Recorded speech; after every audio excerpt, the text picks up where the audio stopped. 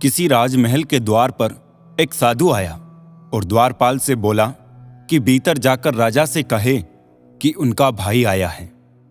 द्वारपाल ने समझा कि शायद ये कोई दूर के रिश्ते में राजा का भाई हो जो संन्यास लेकर साधुओं की तरह रह रहा हो। सूचना मिलने पर राजा मुस्कुराया और साधु को भीतर बुलाकर अपने पास बैठा लिया। साधु ने पूछा, कहो अनुज, क्या हालचाल है तुम्हारे? मैं ठीक हूं, आप कैसे हैं भैया? राजा बोला।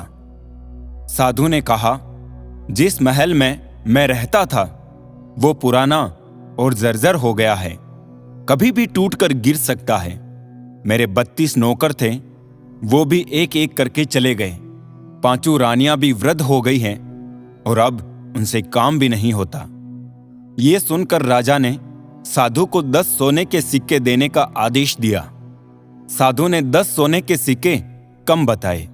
तब राजा ने कहा, इस बार राज्य में सूखा पड़ा है, आप इतने से ही संतोष कर लें।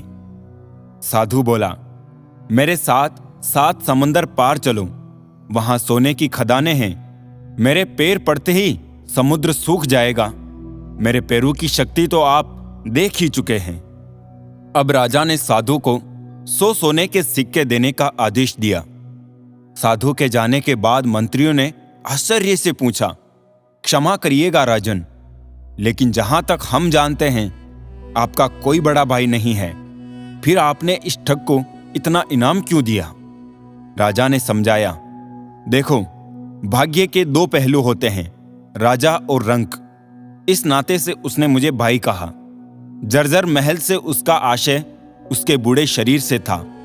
32 नौकर उसके दांत थे और 5 वृद्ध रानियां उसकी 5 इंद्रियां हैं। समुद्र के बहाने उसने मुझे उल्हाना दिया कि राजमहल में उसके पैर रखते ही मेरा राजकोष सूख गया, क्योंकि मैं उसे मात्र 10 सिक्के दे रहा था, जबकि मेरी हैसियत उसे सोने से तोल देने की है।